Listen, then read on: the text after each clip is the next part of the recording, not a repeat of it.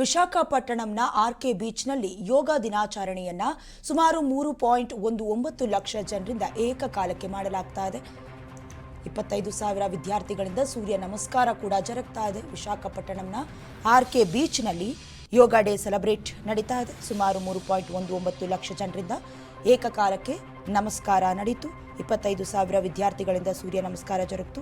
108 ನಿಮಿಷ ಸೂರ್ಯ ನಮಸ್ಕಾರ ಮಾಡಿ ಸೆಲೆಬ್ರೇಷನ್ ಮಾಡಲಾಯಿತು. ಬುಡಕಟ್ಟು ಜನಾಂಗದ ವಿದ್ಯಾರ್ಥಿಗಳಿಂದ ಪ್ರದರ್ಶನ ನಡೀತು. ಇನ್ನು ಗಿನ್ನಿಸ್ ಬುಕ್ ಆಫ್ ರೆಕಾರ್ಡ್ನಲ್ಲಿ ಯೋಗ ಡೇ ದಾಖಲಾಗಿದೆ.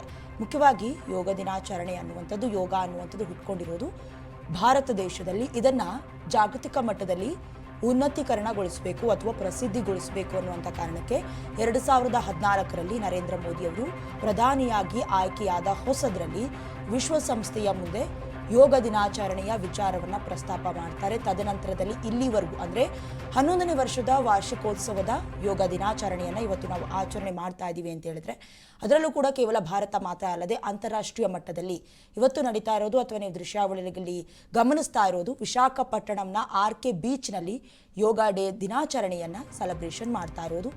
ಈ ಒಂದು ಸೆಲೆಬ್ರೇಷನ್ನಲ್ಲಿ 3.19 ಲಕ್ಷ ಜನರು ಏಕಕಾಲಕ್ಕೆ ಸೂರ್ಯ ನಮಸ್ಕಾರವನ್ನು ಮಾಡಿದ್ದಾರೆ. 25,000 ವಿದ್ಯಾರ್ಥಿಗಳು ಸೂರ್ಯ ನಮಸ್ಕಾರವನ್ನು 108 ನಿಮಿಷ ನಮಸ್ಕಾರವನ್ನು ಮಾಡಿದ್ರು. ಹಾಗೆ ಸೆಲೆಬ್ರೇಷನ್ ಕೂಡ ನಡೀತು. ಬುಡಕಟ್ಟು ಜನಾಂಗದ ವಿದ್ಯಾರ್ಥಿಗಳು ಪ್ರದರ್ಶನವನ್ನು ಏರ್ಪಡಿಸಿದ್ರು. ಇನ್ನು ಈ ಒಂದು ಪ್ರದರ್ಶನ ಏನಿದೆ, ಇದು ಗಿನ್ನಿಸ್ ಬುಕ್ ಆಫ್ ರೆಕಾರ್ಡ್ನಲ್ಲಿ ಯೋಗ ಡೇ ದಾಖಲಾಗಿದೆ. ಪ್ರತಿ ವರ್ಷವೂ ಕೂಡ ಕೆಲವೊಂದಷ್ಟು ಸಂಸ್ಥೆಗಳು ಅಥವಾ ಕೆಲವೊಂದಷ್ಟು ಸಂಸ್ಥೆಗಳು, ಶಾಲೆಗಳು ಅಥವಾ ಜನಪ್ರತಿನಿಧಿಗಳು ಸೇರಿದಂತೆ ಹಲವಾರು ಕಡೆ ಯೋಗ ದಿನಾಚರಣೆಯನ್ನು ಅದ್ಧೂರಿಯಾಗಿ ಸಂಭ್ರಮದೊಂದಿಗೆ ಆಚರಣೆ ಮಾಡಲಾಗುತ್ತೆ. ಇನ್ನು ಗಿನ್ನಿಸ್ ಬುಕ್ ಆಫ್ ರೆಕಾರ್ಡ್ಸ್ನಲ್ಲಿ ಹೆಸರನ್ನು ದಾಖಲು ಮಾಡಿಕೊಳ್ಳೋದಕ್ಕೆ ಆಂಧ್ರ ಸರ್ಕಾರ ತೀರ್ಮಾನ ಮಾಡಿತು. ಬರೋಬ್ಬರಿ 5 ಲಕ್ಷ ಜನರನ್ನು ಕರೆತರ್ತೀವಿ ಅಂತ ಕೂಡ ಹೇಳಿಕೆ ನೀಡಿತ್ತು. ಇದರ ಬೆನ್ನಲ್ಲೇ ಈಗ 3.19 ಲಕ್ಷ ಜನರು ಏಕಕಾಲಕ್ಕೆ ಯೋಗಾಭ್ಯಾಸವನ್ನು ಮಾಡಿದ್ದಾರೆ. ಇದರಲ್ಲಿ ಜನಪ್ರತಿನಿಧಿಗಳು, ವಿದ್ಯಾರ್ಥಿಗಳು, ಜನಸಾಮಾನ್ಯರು ಸೇರಿದಂತೆ ಯೋಗಪಟುಗಳು ಕೂಡ ಇದ್ದಾರೆ. ಅಂದರೆ ಸೂರ್ಯ ನಮಸ್ಕಾರವನ್ನು ಮಾಡೋದ್ರ ಮೂಲಕ ಇವತ್ತು ಯೋಗ ದಿನಾಚರಣೆಗೆ ಚಾಲನೆಯನ್ನು ಕೊಟ್ಟರು.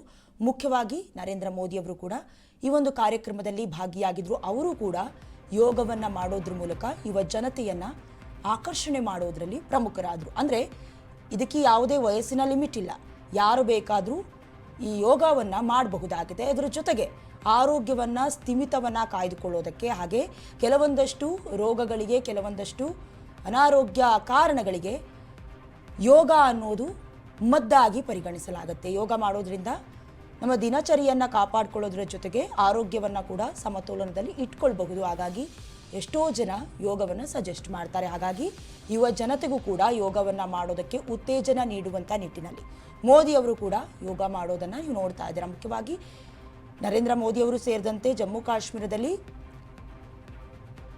ರಕ್ಷಣಾ ಸಚಿವರು ಕೂಡ ಯೋಗವನ್ನು ಮಾಡೋದ್ರ ಮೂಲಕ ಯುವ ಜನರನ್ನು ಯಾವ ರೀತಿ ಗಮನವನ್ನು ಸೆಳೀತಾ ಇದ್ದಾರೆ. ಮುಖ್ಯವಾಗಿ ನಮ್ಮ ರಾಜ್ಯದಲ್ಲೂ ಕೂಡ ಕೆಲವೊಂದಷ್ಟು ಭಾಗಗಳಲ್ಲಿ, ಆಯ್ದ ಜಿಲ್ಲೆಗಳಲ್ಲೂ ಕೂಡ ಯೋಗ ಪಟುಗಳಿಗೆ ಅಥವಾ ಯೋಗ ಮಾಡೋದಕ್ಕೆ ಉತ್ತೇಜವನ್ನು ಕೊಡ್ತಾ ಇದ್ದಾರೆ. ಇನ್ನು ಪ್ರತಿ ವರ್ಷವೂ ಕೂಡ ಇವತ್ತಿನ ದಿನವೇ ಯೋಗವನ್ನು ಮಾಡೋದಕ್ಕೆ ಕಾರಣ ಏನಪ್ಪ ಅಂತ ಹೇಳಿದ್ರೆ, ಅತ್ಯಂತ ಅಧಿಕ ಪ್ರಮಾಣದ ಅಥವಾ ಅಧಿಕ ಹಗಲನ್ನು ಇವತ್ತಿನ ದಿನ ಹೊಂದಿರುತ್ತೆ.